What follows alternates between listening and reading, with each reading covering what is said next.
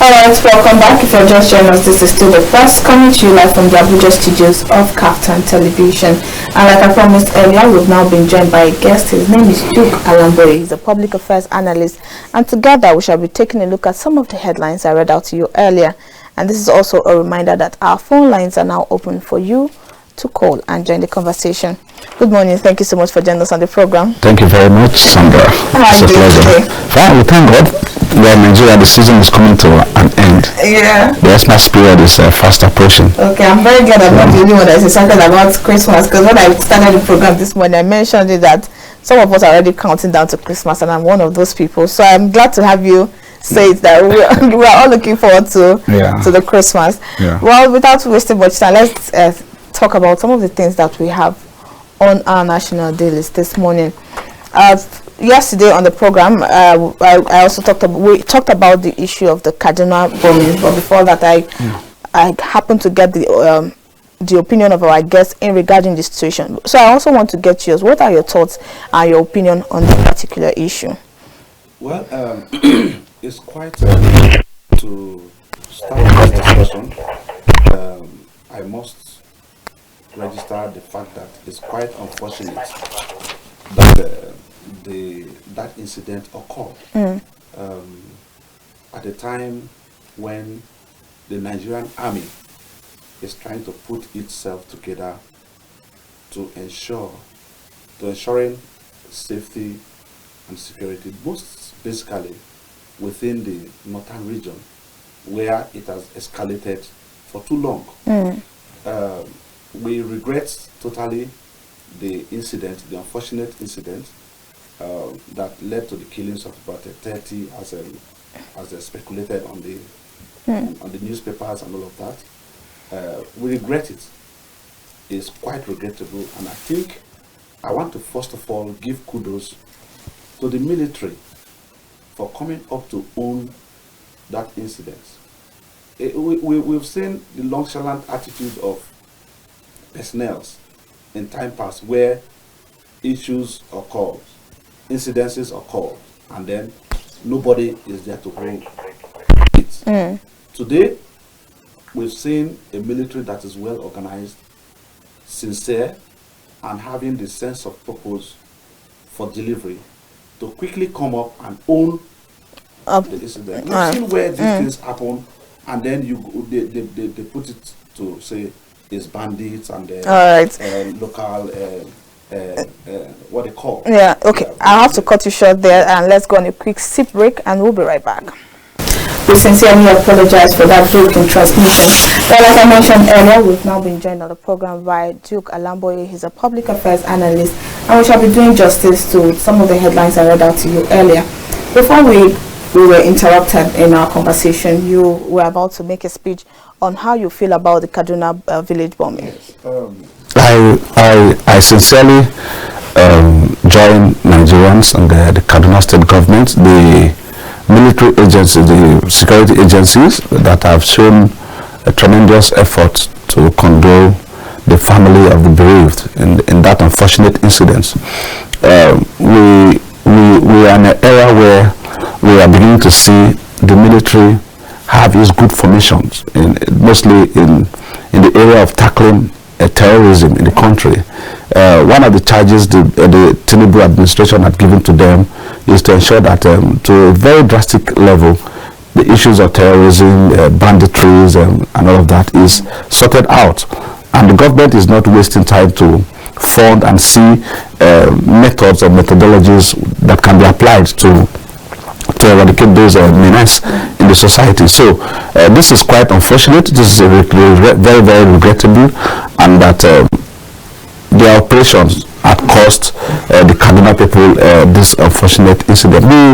We sympathize with the families, and we hope that God will be in charge of their upkeep. But be it as it may, I don't want people to be too emotional about it. We all know in time past we've seen where these things happen, and it's attributed to bandits and terrorism. Understand? Nobody has come up to own up to this. So I want to still in the other side congratulate and thank the military for quickly coming on board to accept the fact that it was their doings, and it was unfortunate. I don't think the military had any conflict with the Kaduna people or I think Tubunu, the Biri people. So I'm not seeing where there's that conflict that one will say, okay, oh, there was this issue of lasting unrest with them, so maybe the military has attacked the community. That is not true. We should be very objective in the way we perceive issues. The military had come up very gladly to own up to that incident and have apologized, and we've seen condolences, we've seen the families being taken care of. So I think I'm proud of the military to have taken that step, and I think more should be done to the homes of the families of the victims. This is unfortunate, so therefore they should take it very carefully. We don't want to hear or see instances where relief materials or beneficiaries are beginning to the issues of extending palliative support to the family is being sabotaged. So this is the only concern I have. But for the fact that the military have come up to say, look, because we all know that there are lots of reforms going in the military circle now to ensure that those banditry issues, those terrorism issues beginning the 18th of your past, and that is why they were on a routine check while that incident occurred, and they've apologized to Nigerians. They've gone forward to see the families. I also thank the Kaduna State government for also swinging into actions to ensure that they see the families and then commiserate with them. So I think it's a kind gesture, it's a nice one. I don't want people to begin to make political sentiment out of these issues, begin to make, for every issue, people want to gain, people want to raise the dust. There's nothing to raise here. There's nothing much to talk about. Everybody is sympathizing, including the military. So they are not boastful. They are not claiming anything, any rights to that effect. They are also saying, oh, look, we're on operations and this has happened. We apologize. They've apologized to the country. The controller of the division had come to make a statement. The military, in generality, had come to own up. So I don't think, I've not seen any instance at which Nigerians or a group of people will gather themselves to protest for the removal of the minister. Is absolutely uncalled for. Let the truth be told, uncalled for, because they were all on their game. Going to call heads of the parliament on military act. No, there's no need for all of that. I think they are doing the right thing. It is the duty for government to protect rights, lives and citizens. Unfortunately, this had happened, and you can see the people involved in this are also, sincerely tackling it as it ought to be. So I would, with due responsibility, with due sense of responsibility, I think that protest to calling for the removal of the minister or casting aspersion on the military personnel, I think is totally uncalled for, and I think it's political. This is not a political engagement. This is purely security issues. And even in war, people that are not concerned are always victims of these instances. So this has happened, and we have to sympathize. We have to call on the military to do more, mostly in the areas of compensating the families. That is what I think. If that rally or if that protest was to say that, look, they should provide adequate compensation for the family, that would have been appropriate. But to go out to say you're calling for the removal of the minister or insulting or aspersion blames on military personnel, I think at this time that we are trying to strengthen the force to act against the menace from banditries is uncalled for. We all know the level of damage the banditries and terrorism has done in our country, and these people that are protesting have not come out to even say they want to protest down to the areas. In Kaduna staged a protest to say that we are against our brothers and sisters, our young brothers and sisters that are into terrorism and banditry, to stop. None of them have done it. The military has still put it. Let me tell you something. The military personnel are human beings too. Yes. And we see military personnel being killed year in, year out by bandits. Nobody has done any protest before to even protect and even appreciate the little or more they are trying to do. At the time that they've done a little mistake, you want to politicize the whole scenario to seem like it was the deliberate act. That's I condemn that protest, and I think it's absolutely uncalled for. All right, we have a caller on the line. I think Elder Zion has called in multiple times, and we were unable to take that call. But if you called in on the program, please do call again, and we'll be able to take your calls. Yesterday, after the program, I was having a conversation with a friend, and he mentioned something that we talked about years past, and he said, like, the president has charged the military to wage war against terrorism. Yes. And the person said, you cannot wage war and civilians will not be involved. That wrong target will be hit if we want to end this issue of terrorism. And I'm wondering, is it not possible to actually wage this war without this kind of incidents occurring? But before you take that, I want to take this call. Hello, good morning. Good morning. Good morning, Elder Zion. I'm very well, thank you. How are you doing today? Fine. Hi, Abuja. Very well, thank you. Thank you very much. Who am I speaking with? This is Sandra, Elder Zion. Good morning. Okay, sorry, we don't have light. Okay. Please, I just want to make a few comments. Okay. One is the ongoing COP28. Okay. You see,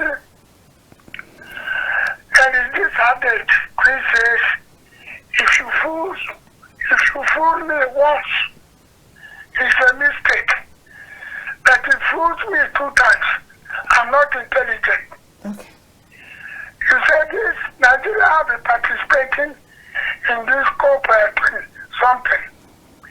If you look the history very well, there is no country in the whole world that the Arabs have ever helped. They have never assisted any country. So, even the COP 27 in Egypt, Nigeria was there. Agreements were signed. And the collapse, nothing happened. So I don't know why Tinubu decided to spend money, Nigerian money, in this form. 1,400 delegates. What would they go there to do? To sign an agreement that will never produce any result. May God help Nigeria so that Tinubu will go home and see what he can do to assist his people. Having said that, I will plead with the governor of Lagos State to please handle the issue of destroying Igbo properties in Lagos State. Because this is some of those things that brought about the Civil War. Igbos are not cowards. Igbos do their right. Igbos have gone. They said they want us back. Igbos will only struggle for what they will eat. All right. That's why every part of Nigeria accepting them. Please let him not bring a second civil war. Right, because if this construction continues, Igbos will be forced to relax. And the reaction will be very dangerous. All right, thank you so much, Elder Zion. Thank you. God bless Nigeria. And God bless Thank you you too. very much. Thank you so much for your contributions this morning. So back to our the fight against terrorism, there are so many dimensions. I'm not a military personnel, but from my engagements with the military in carrying out security issues, I've come to understand that there are so many methods. Now, the physical combat, I think, is what you are talking about. We can never rule away victims of war. And victims of war are not basically or majorly the targets. When there's war against terrorism, there's war against banditry, definitely these bandits, these terrorists would want an hiding place. They are either occupants of a community, occupants of a state, occupants of a home, buildings and forests, what have you. So when military try to invade those areas, because they are targeted and they are within a given geographical settlement, those settlements will, for that period, suffer those engagement. There's also another method. So that physical combat definitely will have loss of properties, loss of lives, and all what have you, area lands, farmlands, so many. But it will be for the purpose of achieving the fight against terrorism. And if we don't put this in the in-depthness of our mind to ensure that, look, for once and for all, let the Nigerian military come out and fight this thing to a full halt. We will be joking with it if we begin to be emotional. Oh, my brother was involved, or my sister will be involved. After all, it's Nigerians that are perpetrating these vices also. Yeah. The terrorists we're talking about, the bandits, the kidnappers, they are all our brothers and sisters. So we must be deliberate and purposeful to say that the military should go into their full gear without thinking left or right to ensure that they wipe off this thing. And that is what the president is resolute to do. And that's why you're seeing the military had come up very strongly to say they want to ensure that they fight this thing. Most times, without prejudice, without being biased, most times even the villagers are culprits. They hide these terrorists. They hide these bandits. So when that most of these terrorists are from those villages. So most of them know them. So you come out to be emotional on issues you're not even really you're not really informed about the issues. They are, before any military carry out any formation or any attack, they have lots of intelligence reports. So they are purposeful, and these are not things that they come on air or they come to the public space to explain. So if they, at this time, they come up to say, look, this was actually a routine check, and this accident happened, Nigerians should be very grateful and sympathize with the family, ensure that they are giving adequate compensations to that. Another form of engagement would be dialogue. In time past, like, dialogue was one of the resolution methods late President Yaradua used in the Niger Delta, and it worked. He called for amnesty. The Niger Delta elders, leaders, stakeholders came together to say, how do we bring back our youths that are in this act to, pacify them? And that was how amnesty was granted. And today, if you look at it to a greater extent, that has been. But the difference between the South amnesty and the Northern is that this one is against humanity. The other was a struggle on resource control and all of that. This is against humanity. So one will be asking, if you talk to a military man, he will be fierce. He will be asking you. He is not trained to compensate the man that does not have regard for humanity. He is trained to attack such man that wants to demine or undermine the lives and properties of the territory he commands or the territory he protects.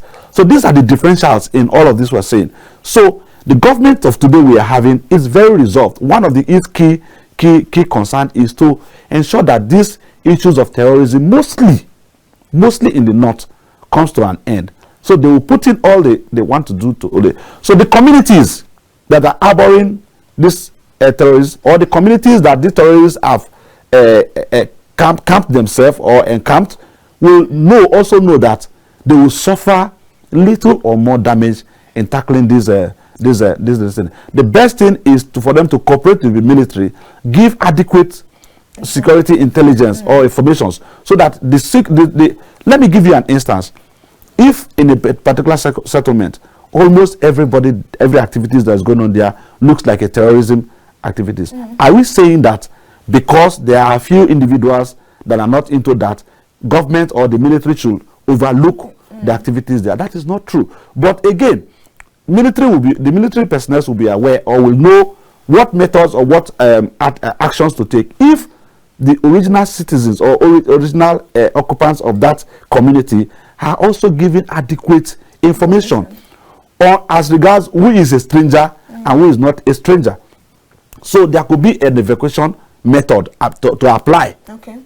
So these are the things that are surrounding their activities, and the military will have no option than to say they are fighting what they need to fight. If you, that's going to be the victim, cannot even say, look, this is what is going on. This section of my community is where our indigenes are. This section of our community is where the invaders are. You're not giving such information. You are beating them. You are living with them, cohabiting with them.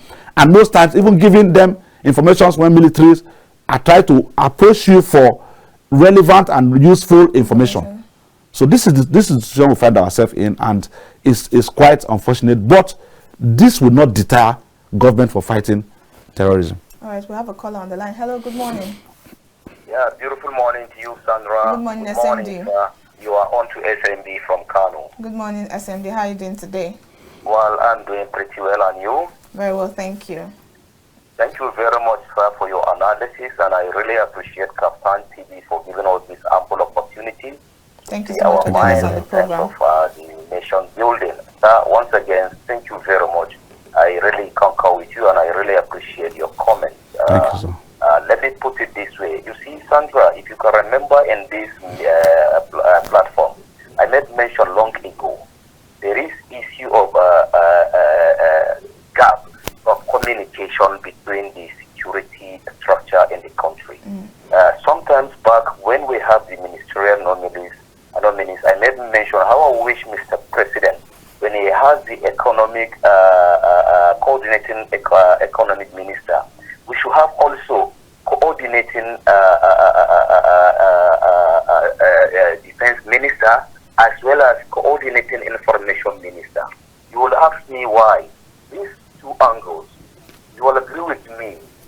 Something different will come out as an information from the government, and something different will come out at least from the minister or special advisor on communication and so on and so forth, to show you that we need all these coordinating ministers. Even though at the security angle we have NSA, National Security Advisor, but then there is still that gap of communication.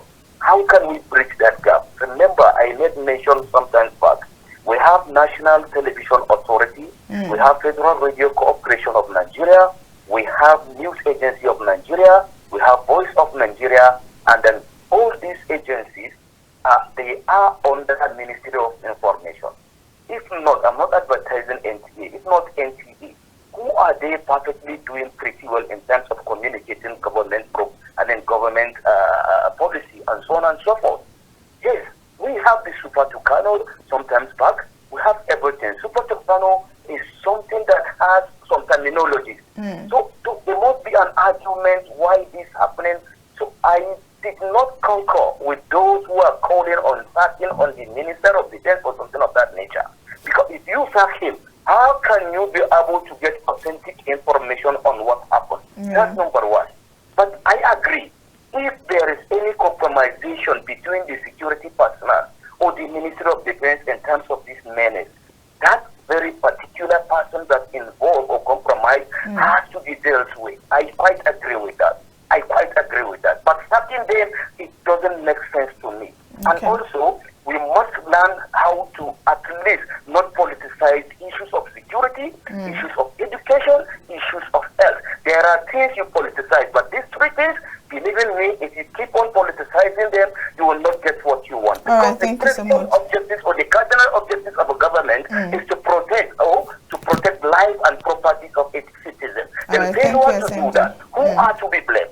Thank you so much for joining us on the program. I wish you all the best. Thank you very much, sir. All right, quickly before we draw the curtain, any final words you have to regarding our callers, what he said and Yes, I I agree. I thank God that my opinions are being reckoned with, and in my final words, I think we need to do more engagement. You see, there's also a gap between the Nigerian youths and the military. At the time that these activities are having its ugly heads, the military needs to synergize with the Nigerian youths as much as they are engaging stakeholders in so many summits, and we are going to propose that more often as they have shown readiness to fighting terrorism. So we're going to do more. We're going to engage them. We're going to support the military to ensure that they achieve this within a shortest period of time. Look, we must have even orientation, even where these terrorists are, where the communities are. They need lots of orientation to know that it is they are even the first victim of this of these operations, whether to fight it, whether to allow it. Yes. Whichever way you look at it, they are the first victim. And also begin to encourage, speak more, talk more, engage more on how to solving communally the issues of insecurity in our country. We thank the military for what they are doing, and they shouldn't be deterred about this these actions. We are solidly behind them. All right, thank you so much for coming on the program. I really wish you had more time to talk about the issues. But it's always a pleasure to have you join us on this program. Thank you so much for coming. All right, well, that we draw the curtain today on the press, coming to you live from the Abuja studios of KAFTAN Television. Till I come your way next time, I am Sandra Ago. Remain blessed and enjoy your day. Bye for now.